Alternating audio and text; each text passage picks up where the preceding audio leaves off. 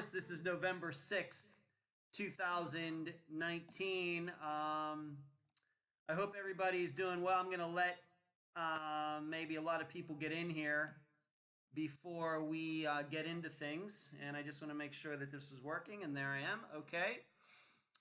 Yeah, it's been, we got a little bit to talk about tonight. Some things that happened today, some information that was released. And I'm going to give you my impressions of it. I think that a lot of people, and what I'm talking about is the Tom Brown documents that were released today. I think it seems that a lot of people are coming away with the wrong impression regarding it. And so I'm going to talk about that. Of course, as hello, Jessica. I just need to mention everybody's name here. Jill, Carrie, Heather, Emily, Cherie with the wrench, Susan, Concha, Jasmine, Tamara, and Jessica. Thanks for everybody for tuning in this evening. I hope everybody had a great Halloween last Thursday. Went over to my brother's, except for getting bit by some mosquitoes and everything. It was good. And played in a disc golf tournament this past weekend. Played fairly well. Kind of tripped getting to the end of the tournament, frankly, but still, I played really well. You know, I probably met my expectations, and I'll be playing again this weekend on the exact same course. Hello, Carol and Christy. Good to have everybody in here tonight. I'm just going to get into this right now. I'm just going to get this out of the way right now, and then we are just going to move into other things. And I think that this particular person knows that I'm going to be talking about this tonight. Hello, Kristen and Tracy. I want to talk about the topic of Larry Cousins. Maybe some of you in this watching this video tonight maybe don't even know who he is. If you're not on Facebook, if you're not in the group, or maybe are in the group but you know just check in once in a while, you know that there is, hello Full Metal, you know that there is a guy in here who his name is, he goes by Larry Cousins in the group, and he has caused a lot of disagreement and consternation, haven't used that word in a while, in the group, because he doesn't quite think like most of the other people in the group. And to be honest, there are times when Larry, at least sometimes, can be a little caustic. All right? The problem, and I would never usually single out a particular person in the group or anything like that. The issue is that some people, and I do not believe it is a very large group, I believe it's a very small group of people, because Larry doesn't think like they do, they have started a campaign to say that Larry is, and it's mainly having to do with discussion regarding the Thomas Brown case, which of course we're going to talk about, being that there was news today. And because he defends Nathan Lewis, because he said other things that once again are not in line with the popular thinking in the group, in fact his thinking doesn't even align with mine, that there has been campaign to, it's been going on for a while, saying that he is actually Nathan Lewis. He is actually Pine Gregory. He is actually, and some people are saying he has a fake account. Well, it is true. Larry Cousins is not his real name. It's not. But I want to tell you something. There are a lot of people in the group who don't go by their real names. Okay? In fact, we have at least one of those people who is in the very private think tank. She doesn't go by her real name. I know what her real name is, but she doesn't go by her real name on Facebook. People do that for different reasons. Okay? They just do. Sharon, why care about him? Well, we're gonna get into that, Sharon. Okay? It is a discussion group. It is not a groupthink group. All right? I know who Larry Cousins is. He's not from Texas. He's not a law enforcement official. I know his real name, and in fact, my assistants know his real name too. In fact, we figured out before he officially identified what his real name was to me and gave me proof of it, we had actually kind of already figured out what his real name was anyway. He is not from Texas. He is not in law enforcement. He is not related to Nathan Lewis or Pine Gregory or anybody else. I know what his address is. I know what his job is. Okay? But because I won't reveal that information, or some people have even come to say that I am in Larry's cousin's pocket, which he and I had a nice laugh about this. Then that's the other thing. You should know that I have had correspondence with Larry going back to February.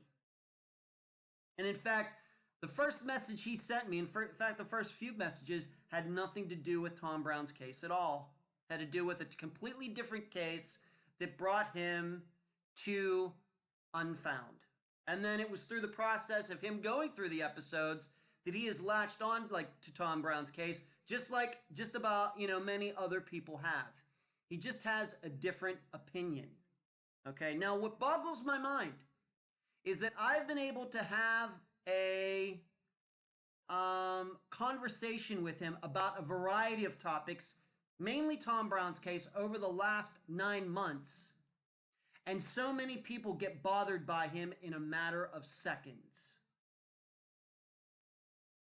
And it's not like he's kissing my butt in these conversations, and it's not like I'm kissing his butt during those conversations. I am perfectly honest with him. He knows that I don't agree with him. Okay? He doesn't. I think that his positions on some things are a bit stubborn, irrational. Okay? But that's okay. That is completely okay.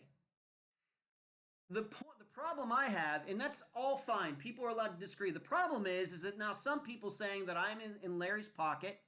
Some people are saying that I'm getting paid off to keep him in the group or something like that. People have actually posted that. And in fact, just within the last couple hours, I've learned that some people have left the group because I won't kick Larry out. Okay? Here are the reasons people get kicked out of the group. And as Heather and Carrie know, the other administrators for the group, and Jeremiah as well, there are reasons that people kicked out of the group. And we kick people out all the time. We kick people out for all sorts of different reasons. Okay? We do. It's not like we're just letting Larry go.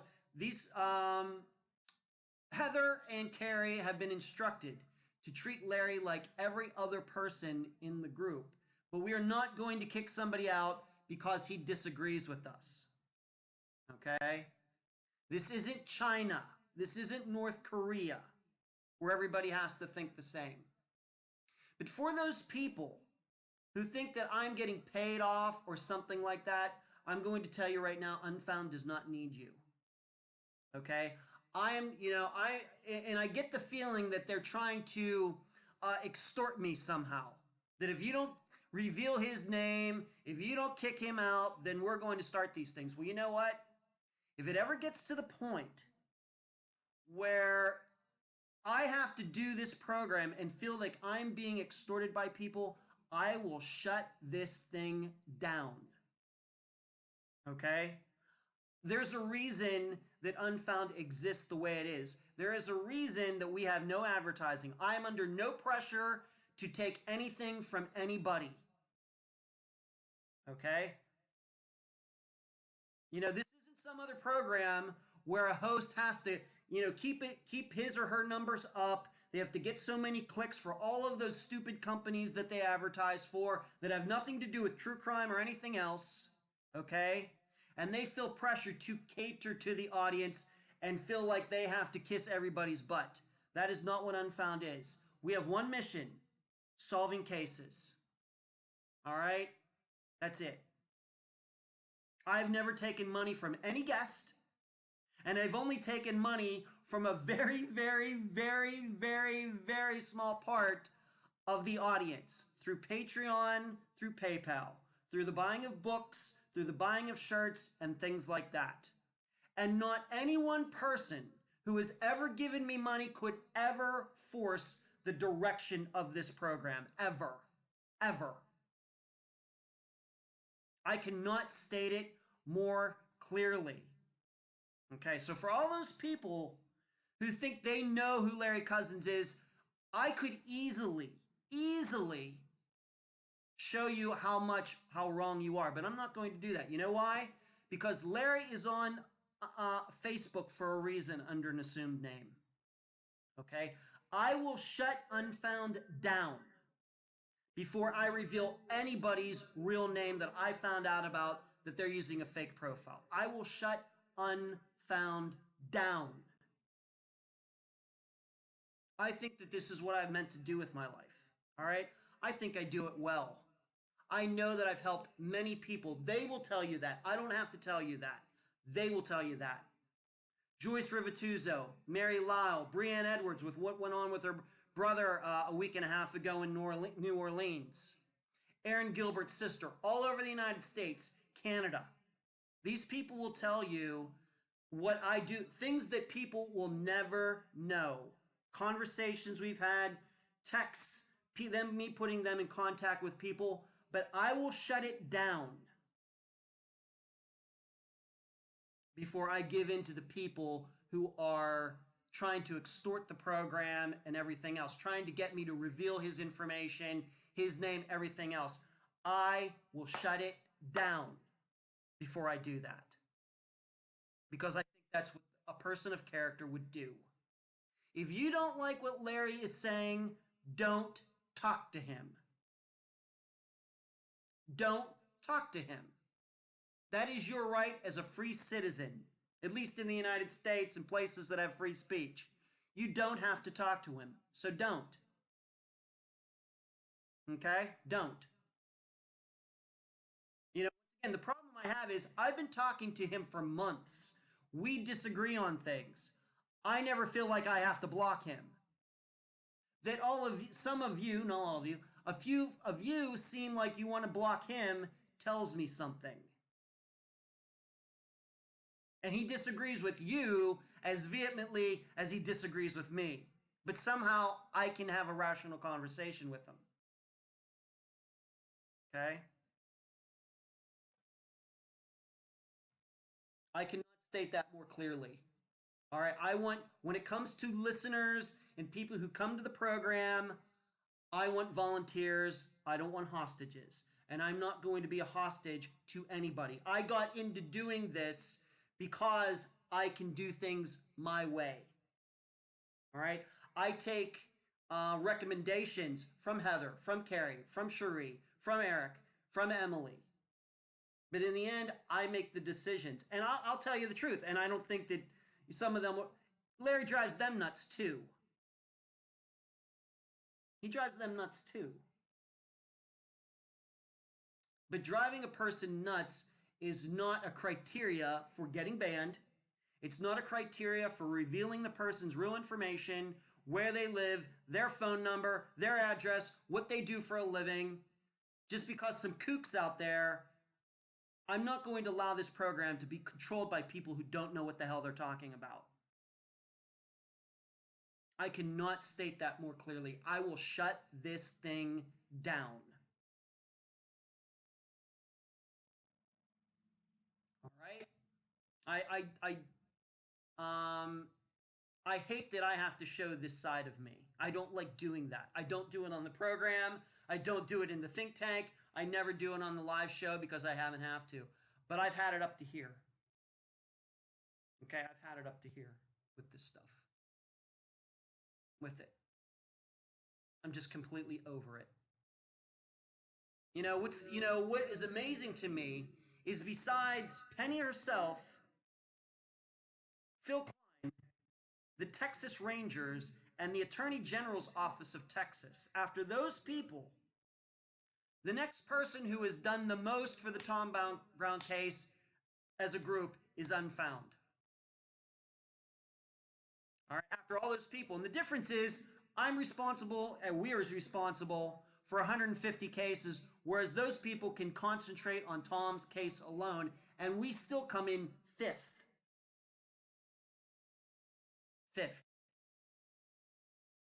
So I don't know where these people are coming from. I don't know. I'm an independent thinker. My assistants are independent thinkers. That's why they're part of the team. None of them are afraid to tell me the truth. None of them kiss my butt. Okay, LaFord, it's labeled October 6th because I typed in the date wrong. And some of you who don't even know what the heck's going on here, I apologize. I realize some of you don't have Facebook accounts and aren't in the group. You're not required to be on Facebook. You're not required to be in the group. It's all by choice. And what that means is you choose to be in the group, you don't want to be in the group. Either way, fine by me. You want to like the page, don't like the page, fine by me. I want volunteers. I don't want hostages. Okay? I just, I was talking with my assistant shortly before, maybe around 8 o'clock before I had to go jump in the shower, to pretty myself up for this. And I was talking to them about all of this. If you think that because you've been listening to Unfound for a year or 2 years or something like that, that then means you can control how the program goes and what I'm going to say and what I'm going to do, you're wrong. Okay? You're wrong. That's just the way it is. You come here because you want to. You come here because you want to hear about these missing persons cases. You know that the interviews are going to be complete, in depth. You're going to find out more than you're going to hear anywhere else. Okay? That is what I try to do every week, but I don't do it for all of you. I do it because this is what these people deserve. So I'm responsible to them.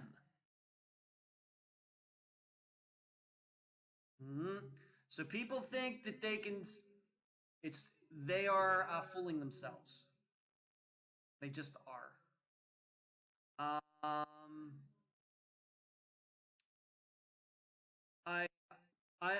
just can't say it more. I am a good guy. I think that my assistants, other people who know me from this program that have gotten to meet me in person. I just got together with Lisa Kassoon just recently. We got together again with her sister and her husband. I got together with them. We went to the frog pond and had breakfast a couple weeks ago. These people know that when they see me in person, this is the exact person I am on this program. It's the exact person I am with my guests. Everyone, there is no other side to Ed Dentzel.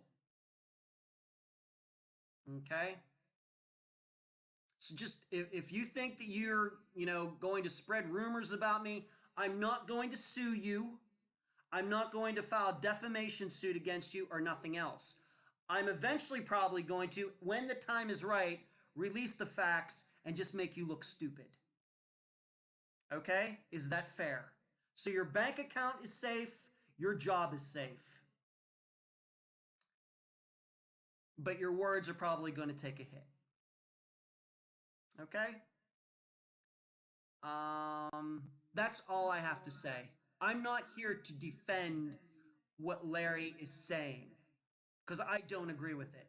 But I will defend his right to say it, and if he wants to remain a private person, I will honor that. All right? If you don't like what he's saying, if you don't like it, and don't talk to him. Don't talk to him. And I would say that for anybody. You know, and I'd like to say something else. For these people, what's a fake profile and everything else, I guess it is okay if somebody has a fake profile and agrees with you then? Is that what we're supposed to take from that? People, as long as people agree with you, they can use any name they want, but when they disagree with you, then you suddenly want to know what their real name is and, you know, where they live and what their motivation is and everything else. Is that how this is going to work? That may be how it works somewhere else. That's not the way it's going to happen here. It's just not. That doesn't mean that Larry is protected. If he gets out of line, you know, like some other people, Robert Boyd and some of these other people that have gone way too far regarding the Tom Brown case, then Larry's going to get banned too. He'll get blocked too. He hasn't reached that point yet. That doesn't mean he can't. He just hasn't reached it yet, and he may never. But he's going to be treated like everybody else. Mm-hmm. But if I feel like, you know, there begins a movement to try to force me to do things, or people are going to start rumors, I'll just shut it down. All right, I just will. So that's that. Okay, I'm sorry I had to talk about that. You know, I'm sorry, but I thought that I had to say that. I had to make my point clear. I'm not going to be extorted. Nobody has anything hanging over my head or anything else. I started this program over 3 years ago with 0 listeners. The first reviews that came out on this program on iTunes were all 1 stars. You know, I started here and the program didn't go up first, it went down first. I've seen the, you know, the depths of no listeners, no downloads, and everything else regarding this. It's nice to have listeners. It's nice to know all of you and everything else. But I'm not going to compromise my integrity and the integrity of the program and everything else for all of you or for those people who expect that. Not going to do it. Any of you, if you ever have a problem with me, you come talk to me. That these people haven't come talk to me personally tells me something. And if you, after you talk to me, you go find some of the former guests of Unfound. They're in the group. You can probably find their emails and everything else. You go talk to them about me and see what they say. And if you think this is all just some charade.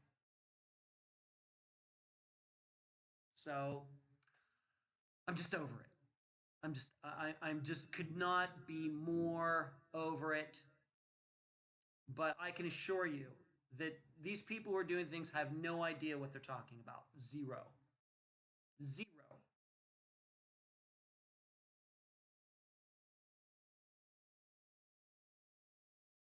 Uh-huh. Thank you, Thoughts. Nice.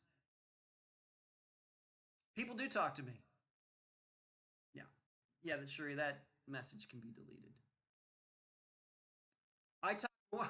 Yeah, that's kind of Sheree. I got to say that's a kind of a funny statement, given that I talk to more people with my podcast than anybody else does on any podcast, probably in true crime. You know, I know the Vanish does a lot of interviews too, but that's kind of funny. It's kind of funny.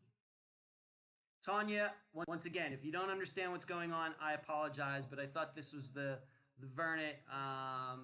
This was the venue to do this. All right, so I'm done. I'm done talking about that. Thank you all for making it through that. And let's move on to other things. I want you to know that we have to talk about the Tom Brown case in general now, putting that stuff to the side. Of course, these documents came out regarding some training deficiencies in the Hemphill County Sheriff's Department. And it does seem what the investigation showed that documentation had been faked fabricated, that people had training hours when they hadn't. Okay. Um, I had heard about this months ago. No proof. I had no proof regarding it at all. No proof. No proof. But I'd heard about it sometime this year. I'm not saying it goes back to 2018, but it's probably sometimes in 2019. I was told by somebody who had some information that that was true. Did not find out that it was actually true until today. And what was in that report kind of mirrors what I had been told months ago. Just like I had been told about Pine Gregory finding Thomas's remains months before it came out. Once again, the problem was I didn't have any proof, so I didn't talk about it. That's what I do. It is, but the big problem, the big issue with this is within that report is that Brent Clapp, who is now has been dismissed from his position, that also happened since last show.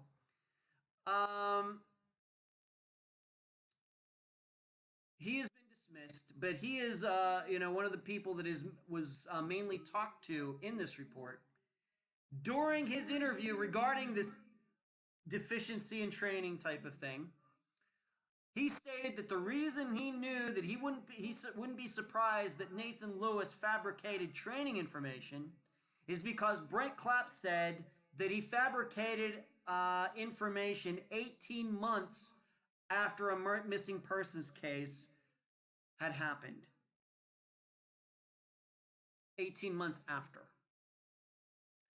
Now, just to double check, I went on the NamUs site to see if there were any other missing persons cases in Hemphill County since Sheriff Lewis became sheriff. The answer is no, there are none. There's only one missing persons case of note since he became sheriff, and that's Thomas Brown, which of course he went missing roughly 2 months after Sheriff Lewis became sheriff. So we can, in so many words, taking some logical steps here and there, leaps, believe that Brent Clapp was talking about the Thomas Brown case. So I think in so many words we can now say that it's at least possible, maybe probable, not a hard evidence or anything else, that at some point Sheriff Lewis did fabricate something, a report, and put it back in the Thomas Brown file 18 months after the file was opened. Do we know what that is? I don't know. I don't know what it is. It could virtually be anything. And as was shown with the training stuff, it could be something as simple as a date. It was a form that was on this date, and then when he went in, he changed it to some other date. It could be something simple as that, or something much, much more serious. Now, the problem is that a lot of people are up in arms. They're saying he only got a reprimand for all of this. Let's be clear about something. He got a reprimand only for the training issues. Should he have gotten worse? I don't know. I don't even know how to gauge that. I don't know how to gauge that. But it is clear if you read the first part, kind of the summation of the report, the allegation of fabrication regarding the missing persons case is not in that summation. All it is in the summation is the training stuff, and then at the last paragraph it says, because of this, Sheriff Lewis was reprimanded, it was put in his file, and then the next paragraph is, Sheriff Lewis has decided not to run for re-election. I think that we can now say we know why Sheriff Lewis is not running for re-election, and it has to do with this. I think that that is a very probable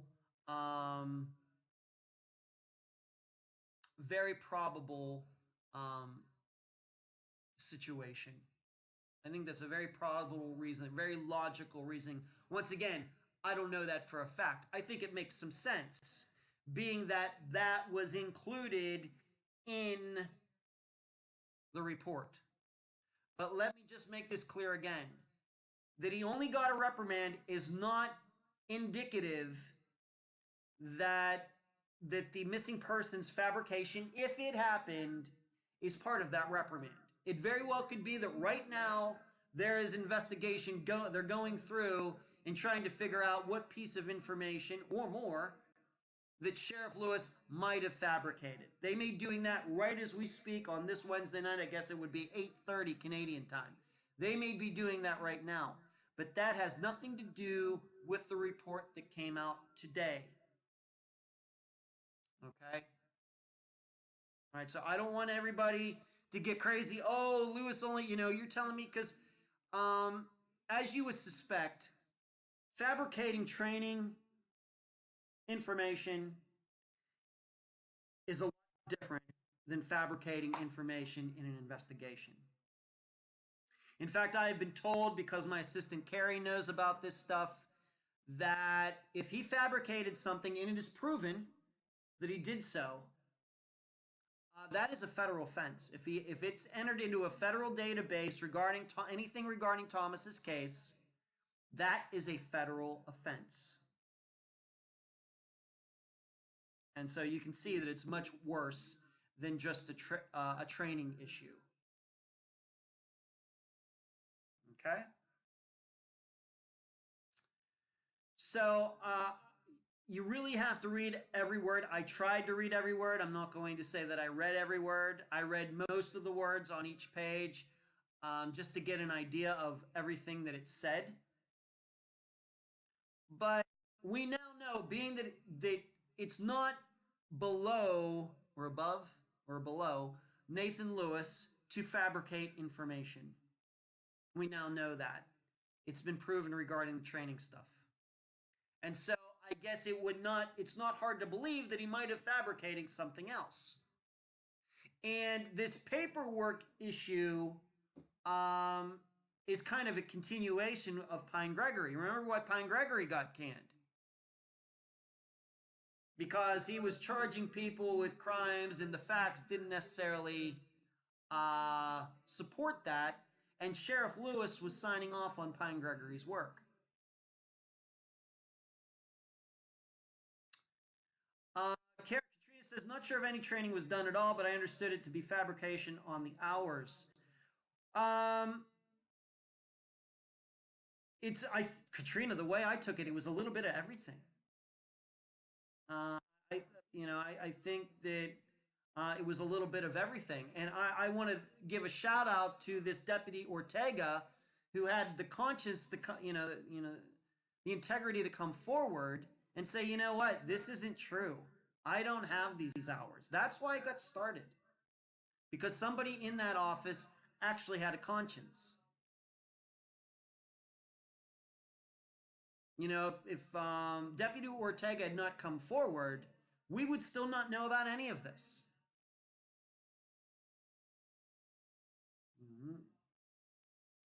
So it just, I think, what are they going to look into these? I do not know how they couldn't. Are they going to look into what Brent Clapp said? I think they have to. I don't know what kind of guy Brent Clapp is. I don't know. I can tell you that in my experience of the case of like a year and a half now, his name has not come out of my mouth too many times. I don't know what kind of guy he is. I don't know. Maybe he's a bad guy. Maybe he's a good guy. What I do know is he was in that meeting that got recorded. And I am inclined to believe he knows who recorded it. Maybe Brent Clapp recorded that meeting. Maybe. But I think he might know who did it. And I'm hoping that somebody can track him down and talk to him about what he believes was fabricated in that missing persons case.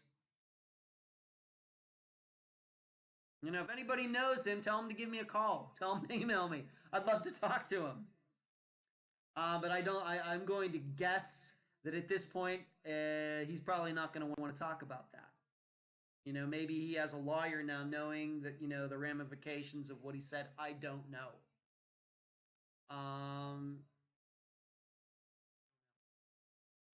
What I do know is it doesn't look like he'll be running for sheriff now. You know, as you know, he back in whenever it was when Sheriff Lewis decided he wasn't going to run, Brent Clapp was then seen as the front runner. You know, what's also interesting about this is that a few months ago, of all people, Pine Gregory's wife, in a forum on Facebook, said that there was going to be something that was going to come out about Brent Clapp. Well, I guess must be what it was. Of course, being that this was only a couple months ago, this was after Pine Gregory was fired. But his wife was online talking to some other people, talking about something, you know, regarding wait until it gets out about Brent Clapp. I'm going to guess that this is it, but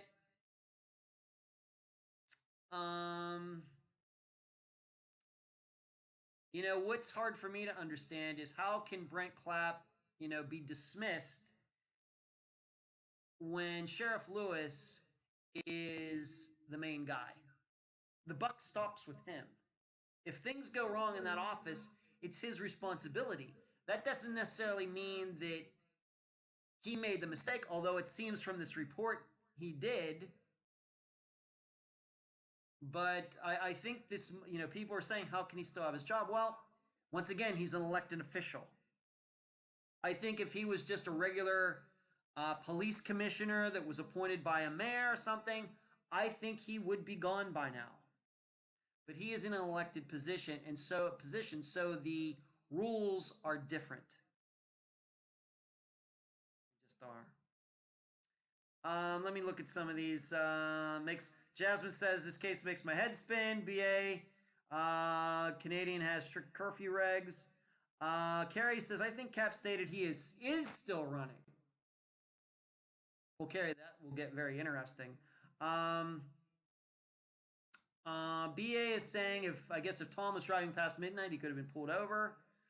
I suppose so, BA. I know we talked about the interesting. Katrina, evidently there's so much distortion going on, but do you think at all this can or does tie in with Tom? Well, Katrina, I don't think the training stuff necessarily has anything to do with Tom at all. What it has to do with Tom is that Brent Clapp stated when this investigation was going on that it doesn't surprise him that Lewis would fabricate something because he fabricated something for a missing persons case. Tom Brown's name is never mentioned in the report. Like I said, though, I think that we can infer that they were talking about Tom Brown's case because there are no other missing persons cases in Hemphill County that Sheriff Lewis would have anything to do with. There could only been one. Just like that there can only be one, just like the movie Highlander. There can only be one missing persons case that Brent was talking about. And I'm hoping somebody is looking into that, as I've already stated. Christy, and there's that situation, the prominent wealthy Canadian. Well, I haven't even gotten to that yet, Christy. You know, I haven't even gotten to that yet. But I realize there may be some places where they're saying Sheriff Lewis got a slap on the wrist and everything, and that may be the case.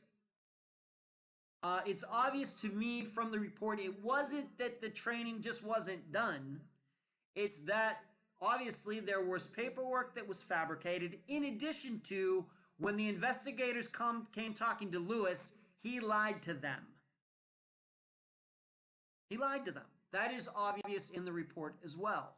And then he finally had to, it says toward the end there, he finally had to admit that he did change the dates on that particular piece of paper. But if you also notice, once again, getting right there to the end, that one of the investigators did say, you know what, it's kind of suspicious that he only had paperwork for 4 people, and Lewis was one of them. I got the feeling from that statement that They think that there was probably something bigger, you know, much worse than what they found going on. They just couldn't prove it during their investigation. That's what I took from it. When somebody in a report like that says, I found it suspicious that, you know.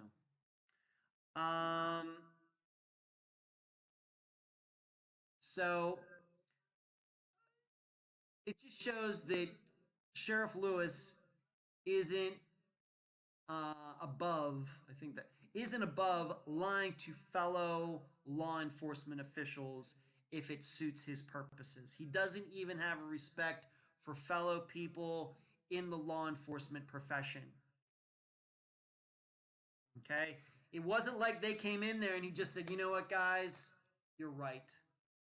I didn't do my job. I should have done it better. You're right. I apologize. You know, what do I got to do to make this right? He did not do that. He did not do that. He tried to mislead them. I get the impression that maybe Brent Clapp might have gone, you know, he was obviously going, he knew about the fabrication, obviously, so he was part of the cover up as well. I don't know if he misled investigators once they got there, but Sheriff Lewis certainly did.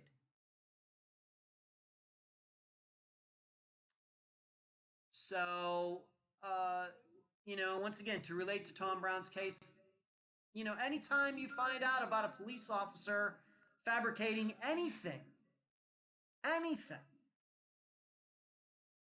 a defense attorney or somebody is going to have a field day with that. You know, a judge is going to start throwing stuff out. So anytime any police officer fabricates anything, it calls their integrity into question. And it should. Whether it's training stuff or, you know, or anything else.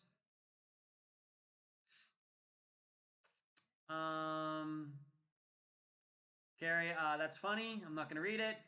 Katrina, I think he fabricated the hours after Tom went missing to guarantee the people that he could handle the case.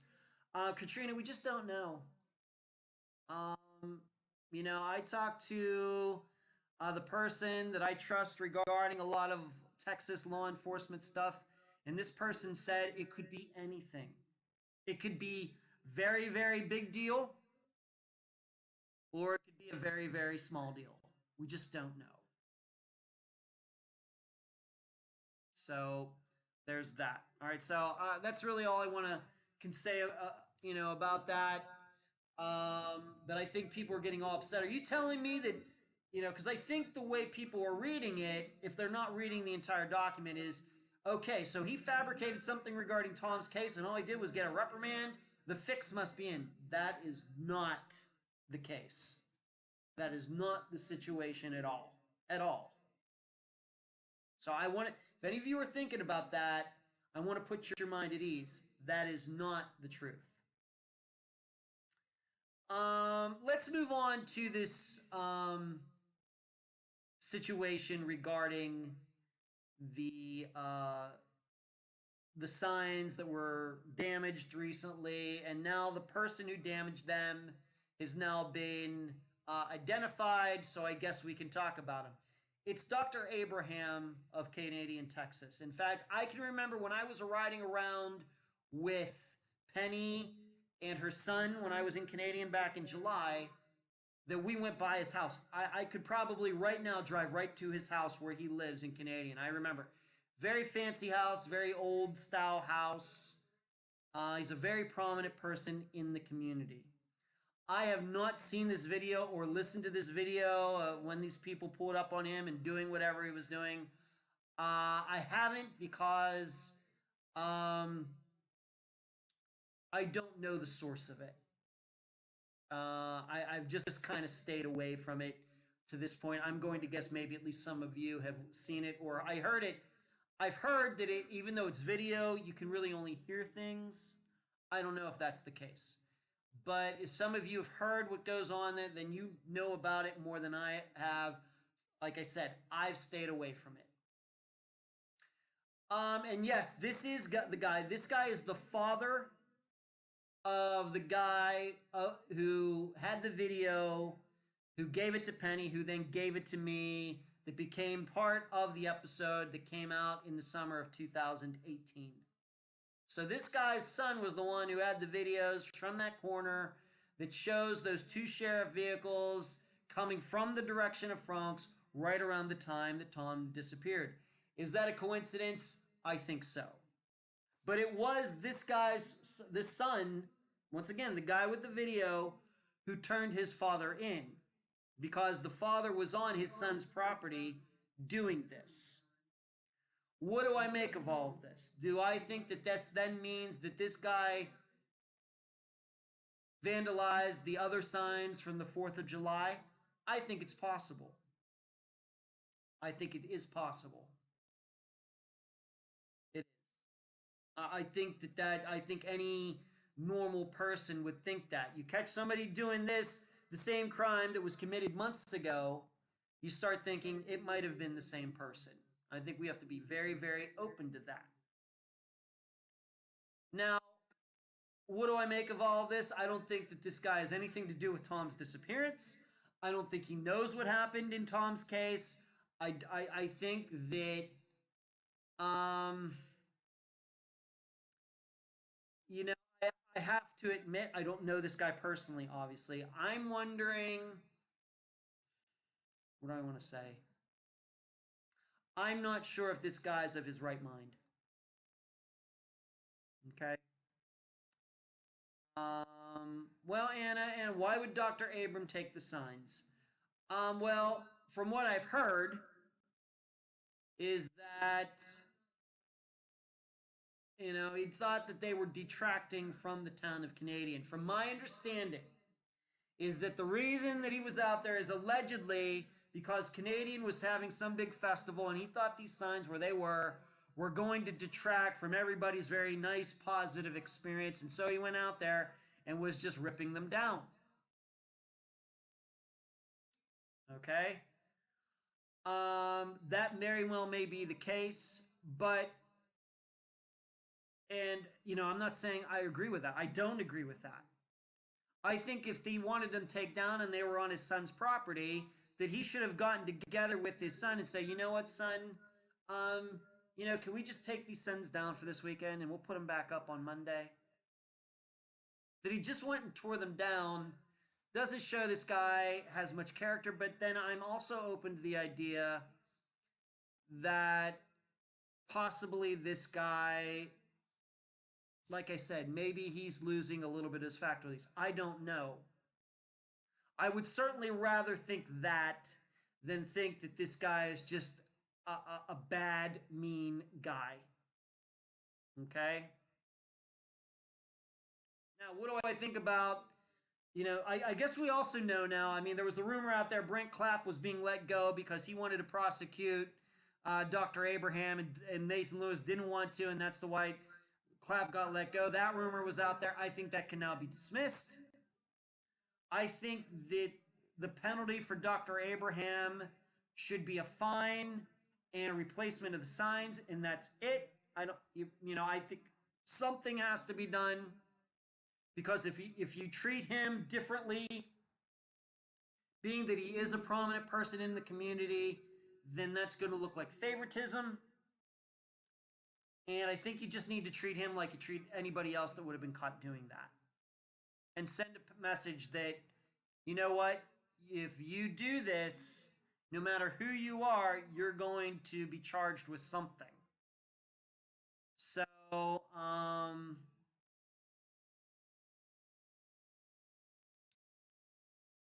Christy says, I think he doesn't want the bad publicity for Canadian, wants this to disappear. Christy, I agree with you. I agree with you. But obviously he went about it the wrong way. I don't think,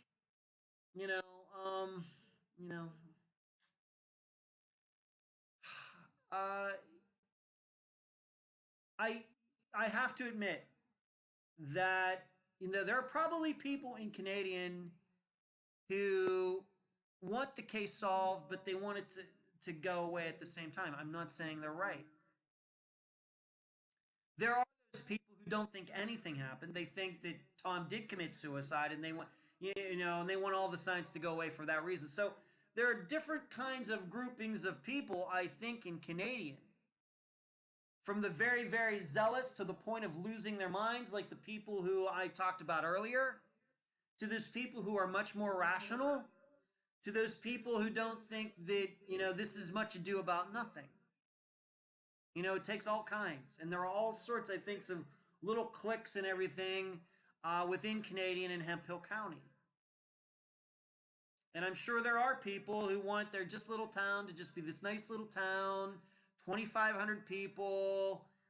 I grew up in a town like that. I know people like that. I knew people like that. They just wanted Leechburg to be Leechburg. But he can't go about it that way. Just can't. Katrina says, so many political issues, but why Tom? That's the whole question. Well, Katrina, everybody had, if we're going to believe that Tom was murdered, and I haven't even talked about the, the Luminol stuff, the information that comes out, and probably I'm just maybe going to stay away from that tonight. BA, I do have an opinion on what happened to Tom, but I'm not going to air it. Why Tom, Katrina? Until, if it was a murder, until it's solved, I don't know if we're ever going to know that. Okay, I think that if you believe it is a murder, then there's a lot of different directions that you can go with it.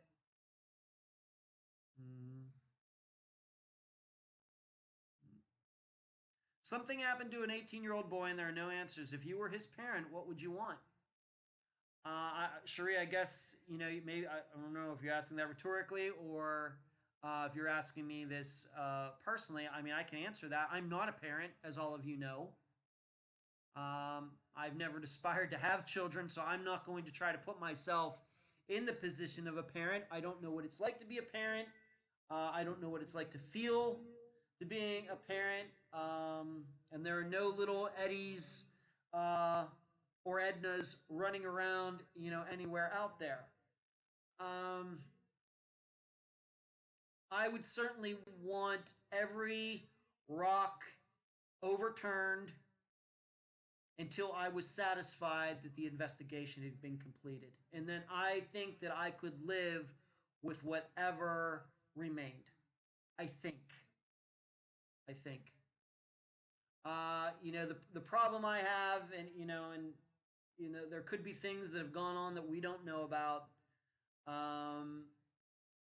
That the problem I continue to have is it just seems to be just a lot of rumorizing and theorizing and things, and not a lot of doing by people who probably could be doing things. That's my opinion.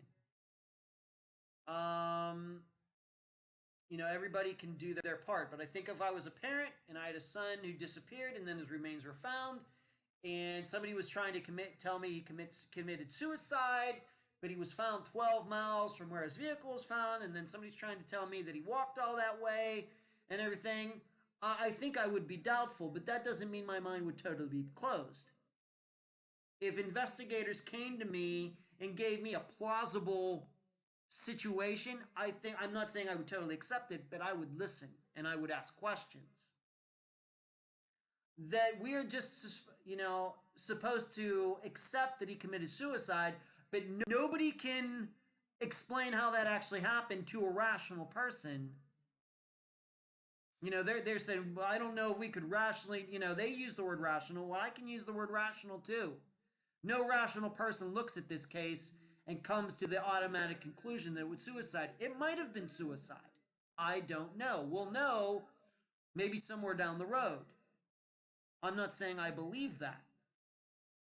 But if you're going to tell me it was a suicide and then not give me a plausible, rational way of how it happened, then I'm going to have to reject it. I'm sorry. So, Anna says, money talks or money keeps people from talking. PJ says, I believe Dr. Abraham in his mid-80s. Well, Katrina, you have your thoughts, but you think will ever be solved. Do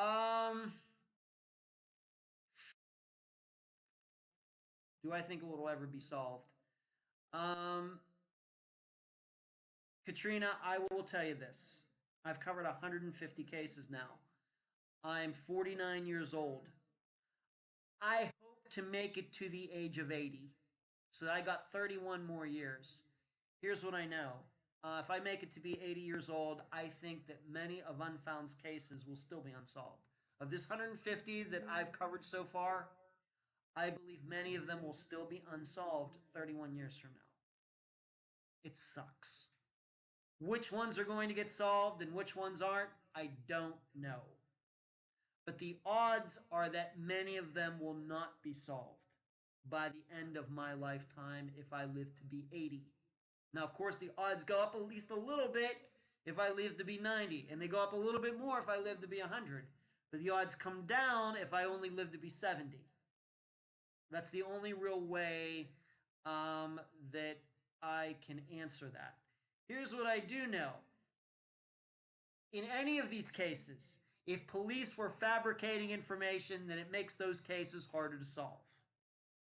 That is surely a fact. And it puts the whole process in question. That's what I know.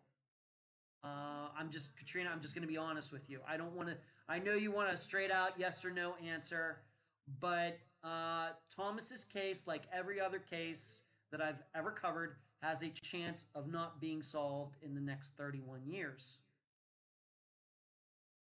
Yeah, it does.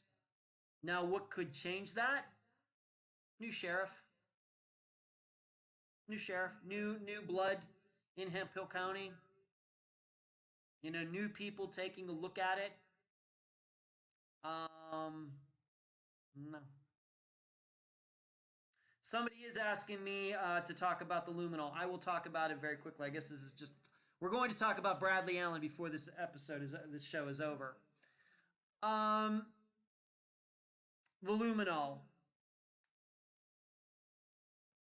I want you to know that I had no idea that was it. I guess the way I understood it is that Luminol test was done like a year after Tom disappeared. So that would be somewhere like November 2017. It was not done at the time that Penny got the car back. It was not done at the time, just recently. Yeah, Little Edna's, you like that, Indy? You're welcome. I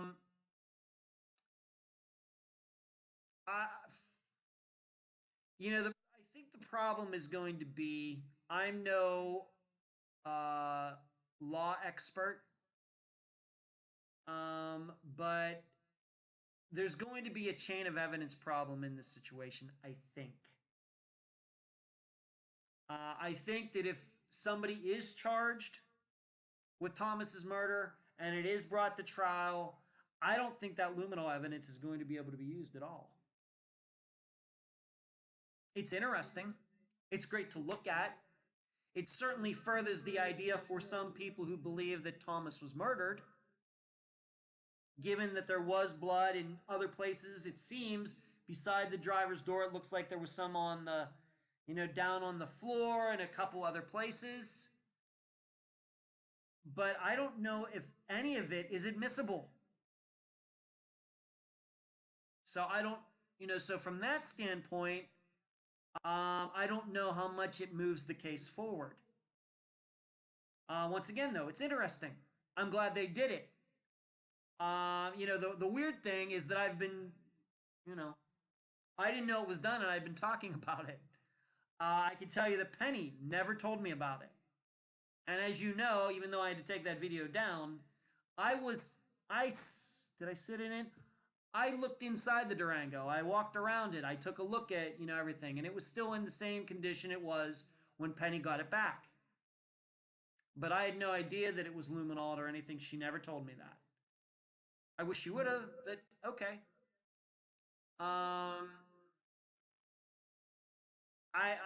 My other opinion, though, is that I just wish they would have released that information back then.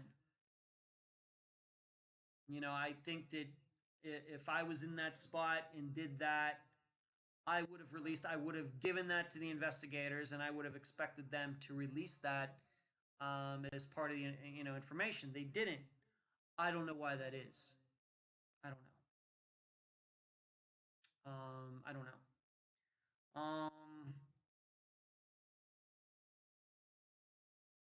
Carrie's saying, "Oh, I hope someone from some law enforcement was there when the luminol testing was done."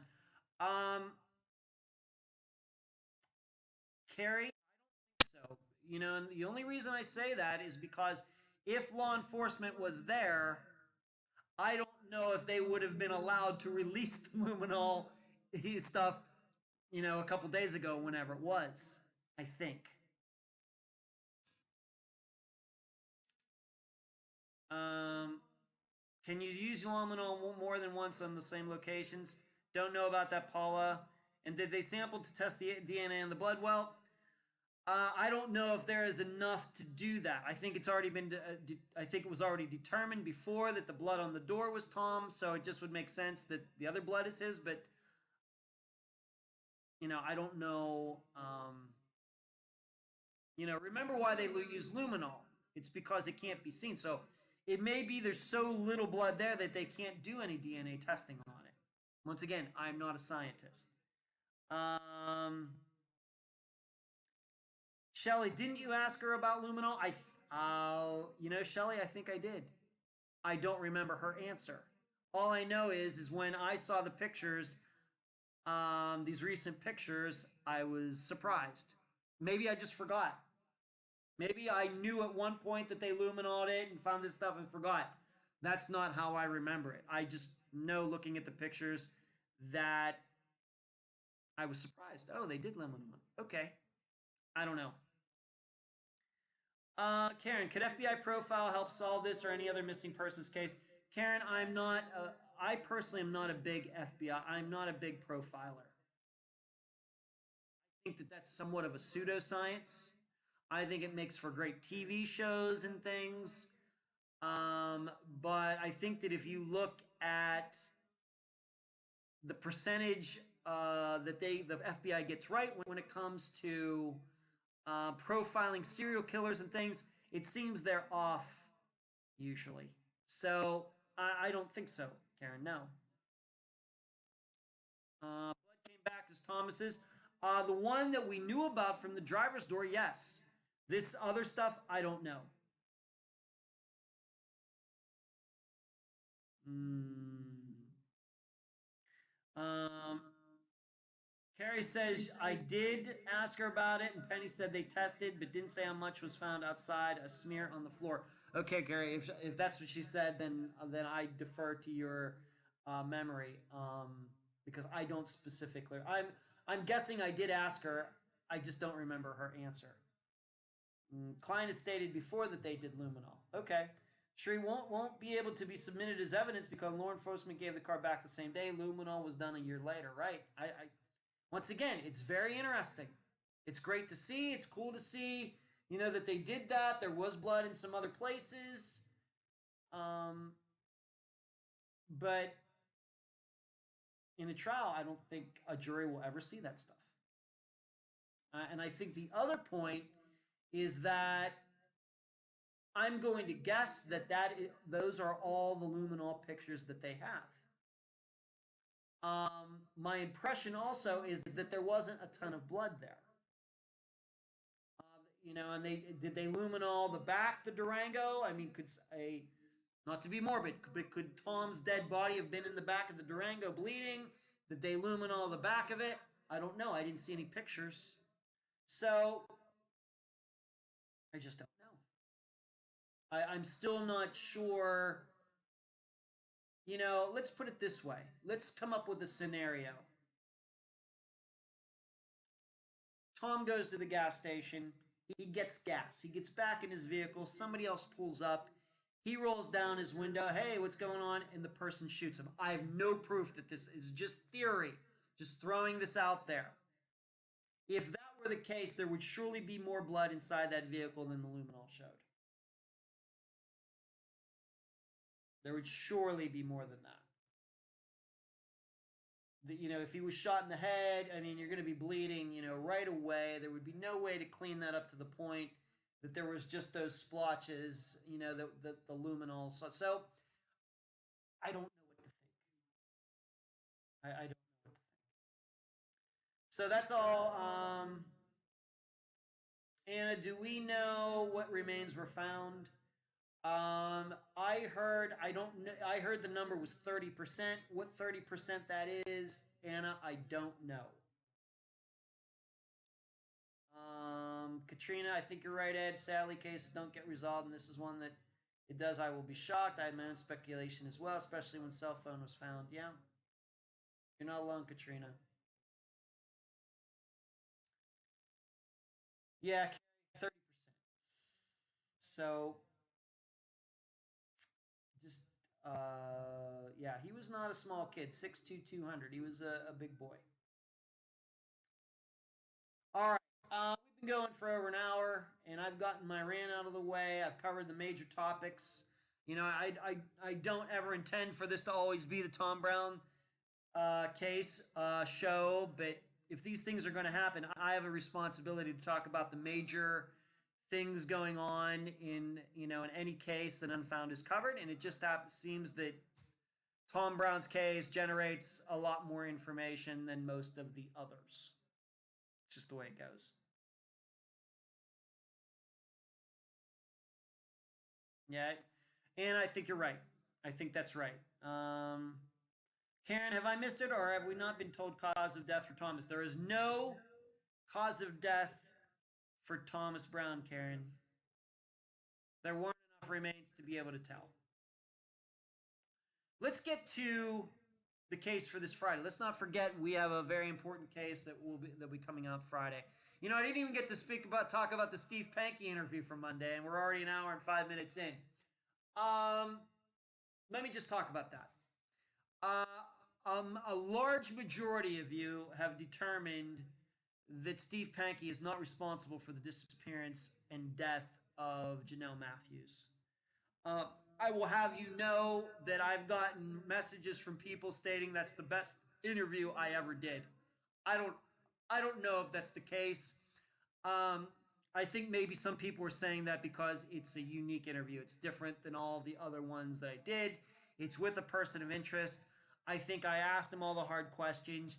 You got to hear his answers. It's your choice whether you want to believe him or not. I stick by what I said in my summation, and this is backed up by my assistants, that overall we have a concern for Steve's mental health. All right, I think I've gotten along with him. I'm not saying he's crazy. I'm not saying anything like that. But um, I think in just talking to him, I don't think it's a jump to say that maybe there's a couple things going on with Steve, but that does not make him a killer. It doesn't. But I think that that will certainly affect how people view him, view his role, if anything, in Janelle's murder, etc. I think just how he comes across and the way he uses words and his demeanor and his personality, I think that that does affect how people think about him and the case. Um, I want to reiterate again that in that interview, there are no edits. From the time I introduced him into the program, there are no cuts at all. 3.5 hours straight through. Didn't even go to the bathroom. So I was happy to be able to do that. I've given Steve the link. He has not gotten back to me about his impressions of it. I've not talked to him since the show on Monday came out. Um, if he wants to contact me, he can. I think I'm just going to wait, to hear from him. Um,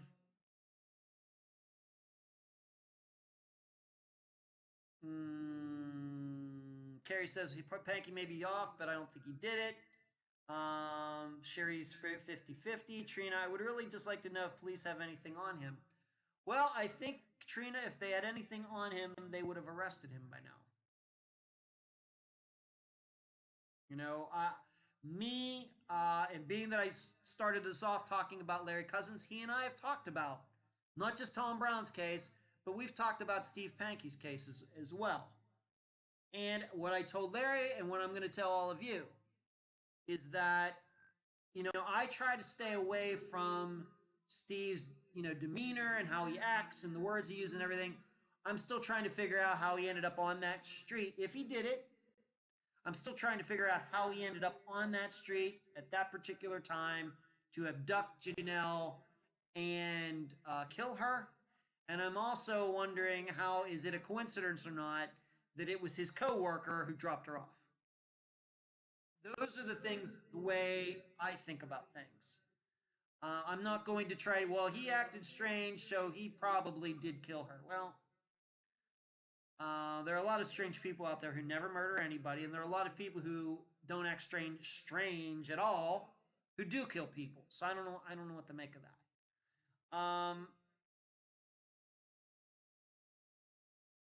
Yes, he is the reason he. Yeah, I think Heather puts it well. I think the reason he's a person of interest is because he put himself in that place. That doesn't mean he didn't do it, but I think the reason they're looking at him 35 years later is because he put himself into the case.